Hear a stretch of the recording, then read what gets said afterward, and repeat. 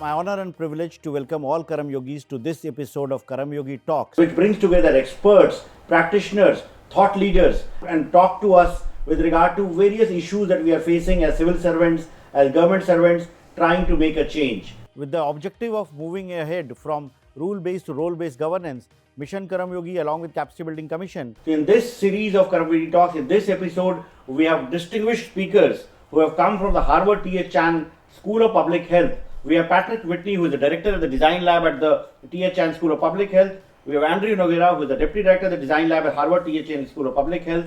And along with that, we have our member of the Capacity Building Commission, our own Praveen Pardeshi sir. And we will be discussing on a topic, designing change, which will focus on preparing civil services to cope up with uncertainty when information changes faster than it can be understood. The prime areas that we will focus on this talk is that when there is so much of change happening all over, whether it's technological changes, whether it's like perceptions and the expectations of citizens from the government, when there's so much of change happening, how do organizations cope up to meet the challenges that are coming up every day in, day out? So to begin with the conversations, I will turn to Professor Patrick and ask him, what are the key principles that help design change for any organization? The reason design is being accepted so well now is because organizations are finding it harder and harder to deal with uncertainty, more complexity in who uses their things, how they get made, how they get delivered, and it's very hard for organizations to know what to do. Design has processes that help them figure out what to do.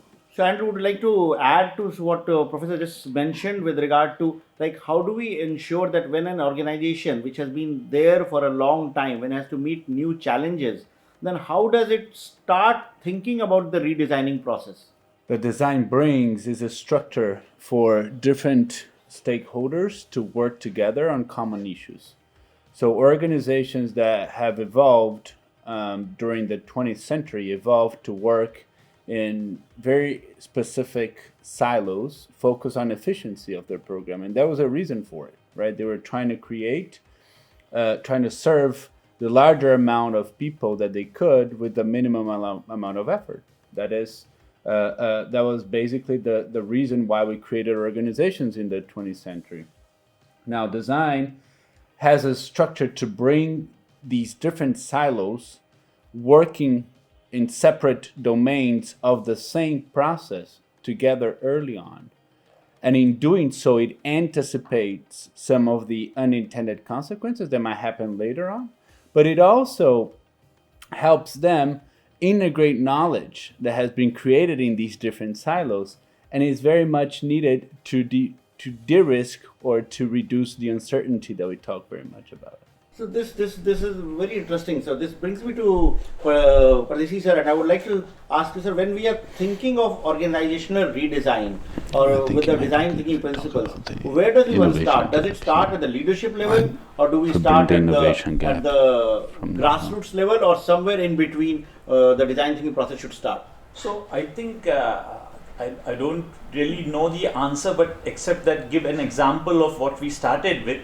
We started with the Department of Agriculture and Farmers Welfare, and we looked at the secretary, all the joint secretaries, the additional secretaries, the agriculture commissioner, and to give it a little bit of heft, we've also brought in a farmer from a farmers producers group, Vilas Shinde, and we also brought in Nobel laureate Michael Kramer. And this group then thought through the processes to achieve Mission 2047 for agriculture, which is not only nutritional security but making farmers into entrepreneurs to achieve higher levels of income. I'd really like to ask André or Patrick to throw some light on both the principles but also what you think would be the outcome that we achieved through the workshop we had with the Ministry of Agriculture in the last 2 days. The principles are things like pay attention to users' activities, not what they say they want, but what their activities tell you they want. They are, when you have an idea, do several prototypes as quickly and cheaply as possible to explore that idea. You don't explore the idea by talking about it, but by prototyping it. Another one is abstraction, you start with a product like a bottle of water, and you say, why do we need that? Well, it's to provide sustenance. Why do we need that? Because people are moving around and need water while they're drinking, while they're working. Why do we need that? Well, the workforce is more mobile, and then you take that and you explore it at that level of mobile water, and you bring it back down to a specific example through prototyping. How are you going to do that? Well, I'm going to provide a service that brings water to people in their office place, that pours it into a glass and saves wasting water bottles. What's another way of doing it? Well, another way of doing it is having water coolers around the place. So what I'm trying to get at is you can go up through abstraction and down through prototyping. Would you like to illustrate with some slides on the way in which we can look at the principles so that larger number of people can sort of grasp or maybe save these slides? Yeah, I think that one of the things that one of the fundamental reasons why organizations are faced with greater uncertainty right now is explained by the model what we call innovation gap. The model was first created by Patrick and with the support of Vijay Kumar, who is a fantastic thought leader from India. And what the model describes is a condition that evolved over the 20th century, which is this notion of organization developing a lot of knowledge on how to produce things, operations, then how to sell these things, business models, how to actually offer these things to a greater amount of people in a way that was efficient for themselves. But what they lost in then doing so was knowledge about patterns of daily life. Who are they creating for?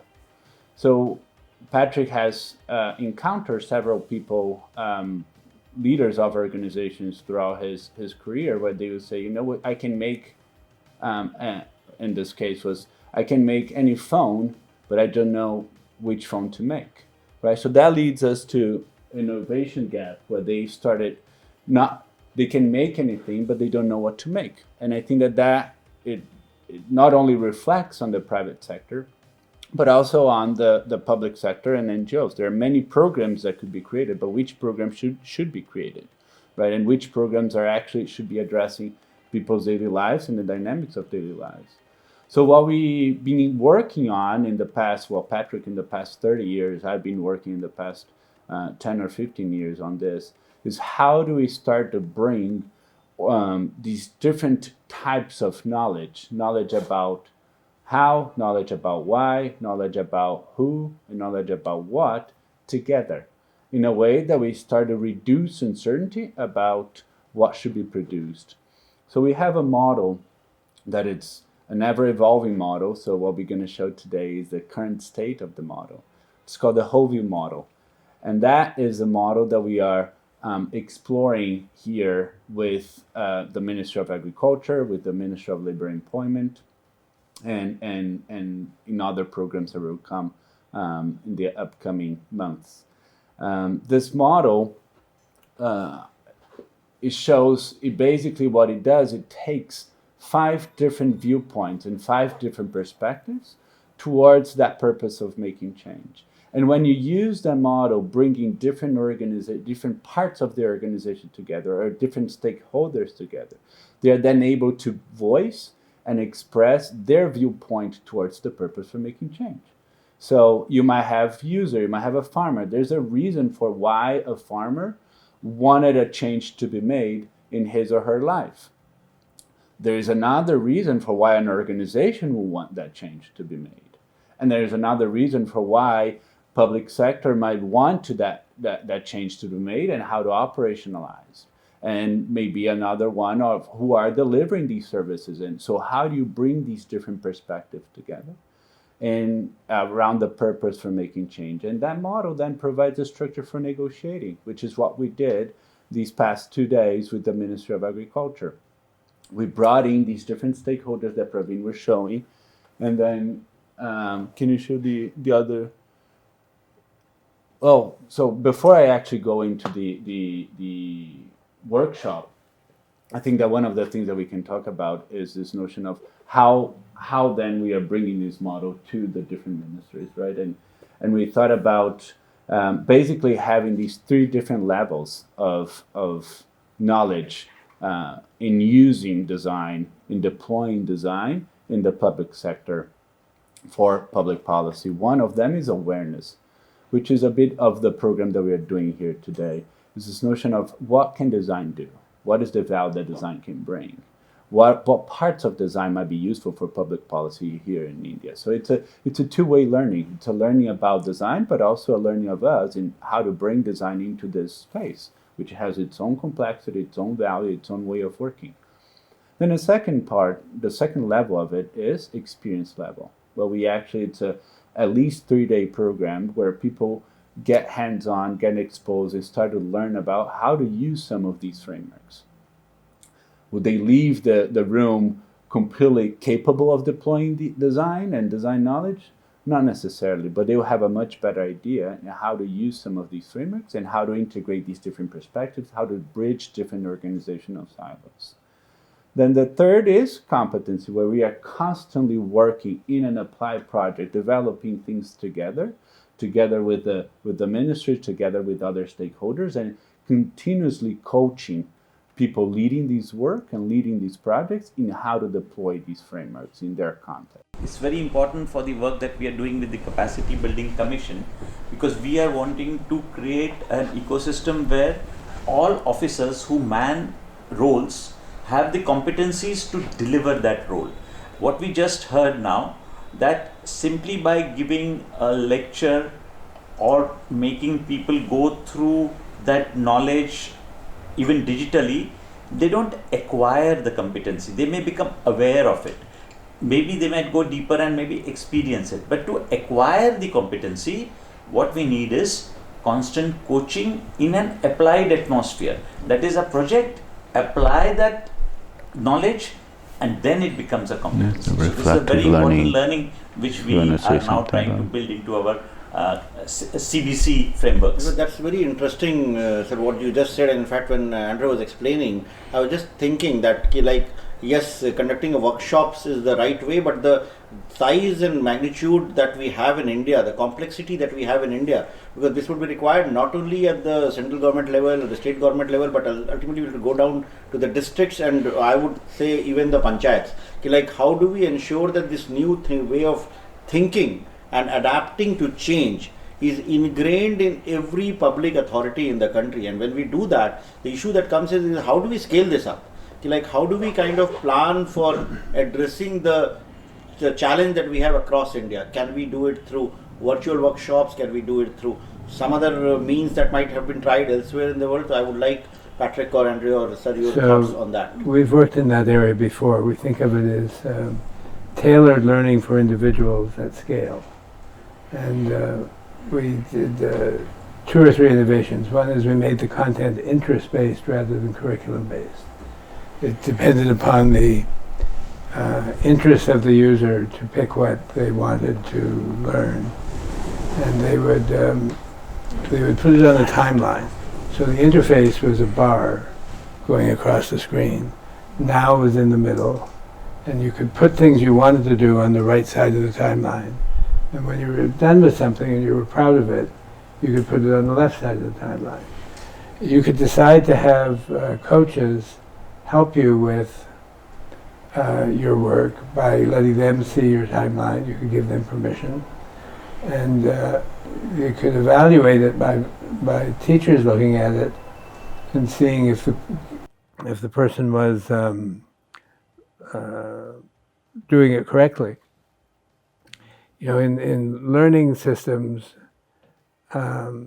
there's 2 basic ways of evaluating them. One is test-based, where they have facts that you test for. Which of these problems is worded the right way, etc. The reason they use tests is because they're much faster than doing what's called process evaluation. Process evaluation is looking at something and seeing if someone is able to do it. So which would you rather have your kids be able to do?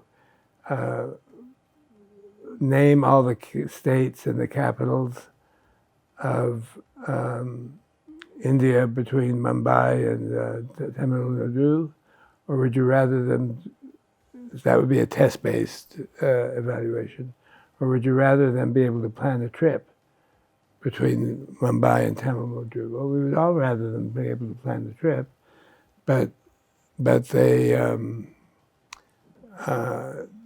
the assessment is hard. With Better App, when the learner is putting stuff on the left-hand side of the timeline, you can watch what they've done and don't have to form a separate process evaluation to do it. So we can get to process evaluation, we can get to tailored learning, we can get to assessment that's productive rather than evaluative. We have a framework we use. Most learning is thought to be tied to reflection. Reflection is where learning occurs. So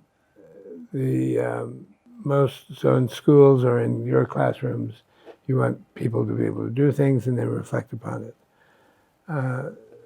Most work is focusing on productivity, is the learner being more productive.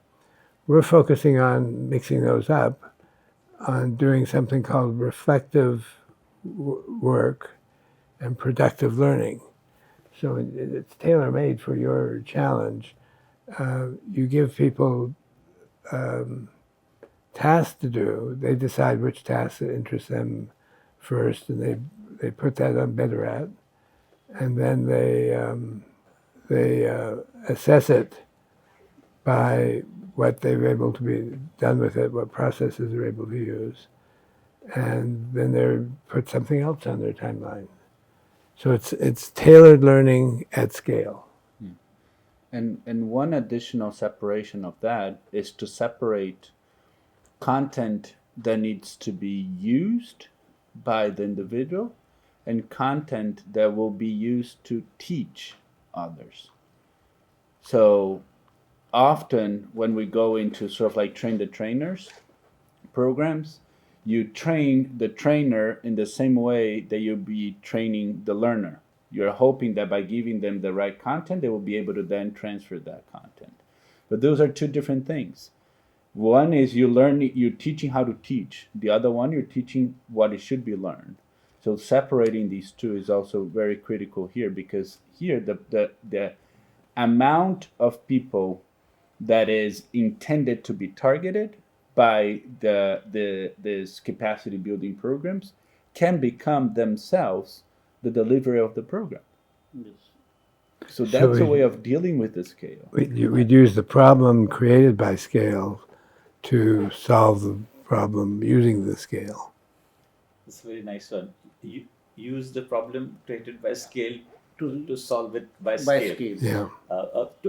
Going on that direction, you know that as per our Mission Karmayogi, which our Honorable Prime Minister has announced and we are implementing, we want to do two things. One is democratize learning.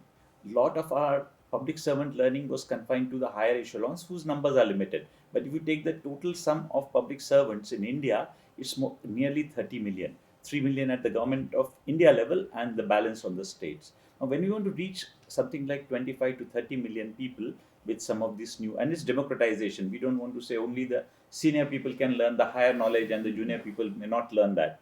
So, Mr. Abhishek has set up something called the IGOT, which is the Intergovernmental Online Training Platform. Can design principles and design processes be made available for learning on this type of a platform is my question, and if you can illustrate that.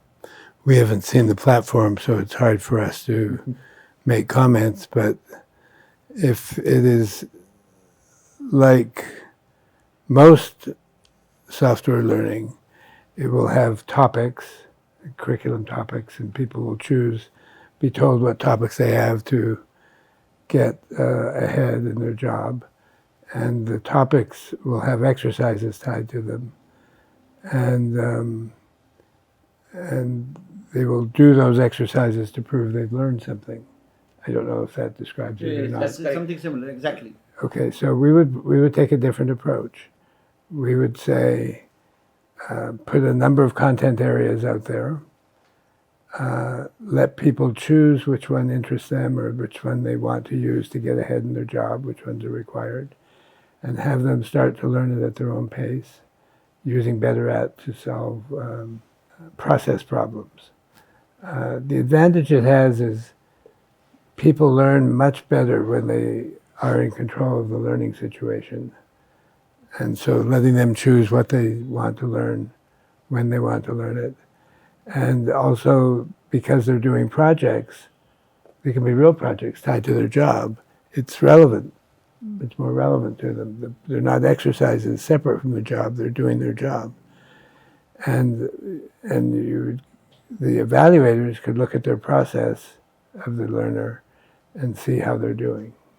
I think that's a brilliant point, that we look at actual project. In yesterday's meeting with the agriculture workshop, one of the joint secretaries raised the issue that while PM Kisan scheme, which directly transfers income support to farmers at scale, is very successful, there is another scheme which is the pension scheme for farmers, and that has very little uptake.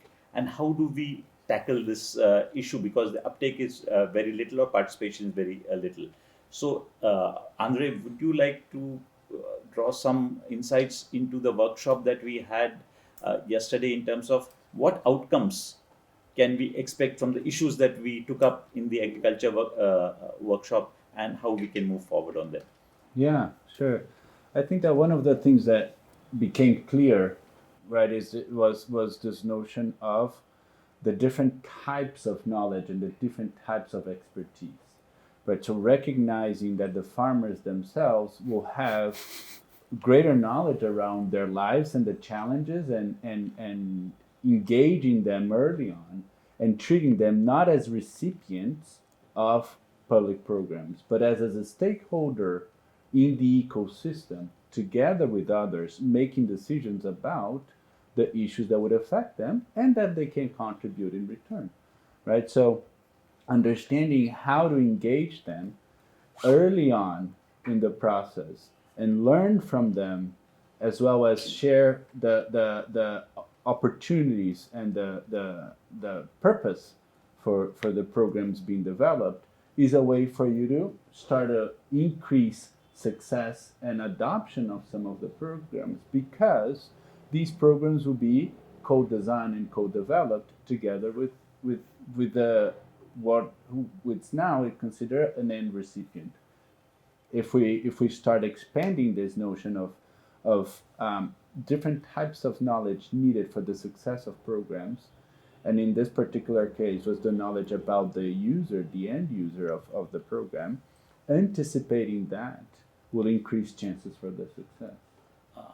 My last question, which I think, Patrick, you spent a lot of time on yesterday, was there is a lot of knowledge and information available with agriculture universities, agricultural scientific research bodies, and there are millions of farmers, and they need customized information. And I think there was one group which worked on how do you transfer the correct knowledge to person at the ground.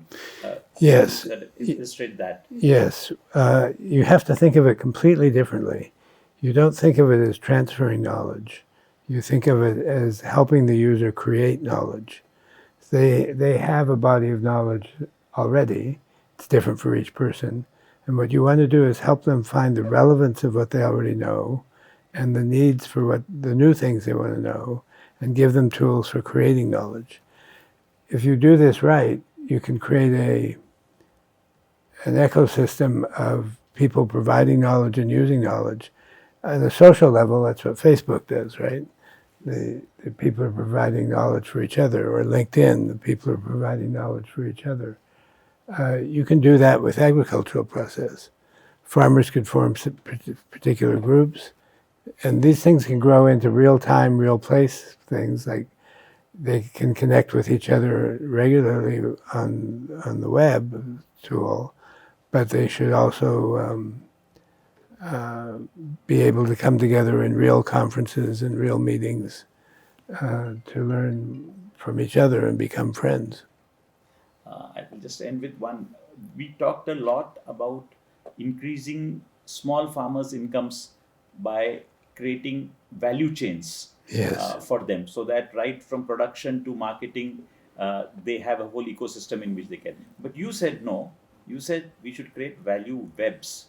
Can you illustrate the difference and what it means from a value chain to a value web? Value chain looks at commodities that you mine and then the commodities that you ship to a factory where they get processed and turned into products and then sold to people through catalogs or through direct sale. That's a chain. And it implies a Henry Ford model where there's a big factory somewhere and there's delivery, and his River Rouge plant was an example of a visible value chain. You could see steel, iron ore coming in one side of the building and you see cars rolling out the other. The web makes more sense because we're living in value networks or value ecosystems, and it's not a straight line through from commodity material finding materials to shipping products. It's much more complicated, and it's a challenge. Because you look what happened with what the pandemic did to delivery systems. Those things are inextricably linked. But to get the variety that people need efficiently, you're going to have to think more like a network than a straight line process. In a way, that ties back to the education system as well. Right? Yes, if Henry Ford came back today, the only organization he would recognize would be the public school system, where you take kids and you think of them as material and you run them through the same program and you do quality testing and you let them go on to another stage and you process them again and you spit them out after 10, 12 years. We can do better than that. Very well represented in that Pink Floyd song, We Don't Need No Education, how the factory works in many ways. We should pay attention to Pink Floyd. Yes. So I think this brings us to an end to this very interesting discussion.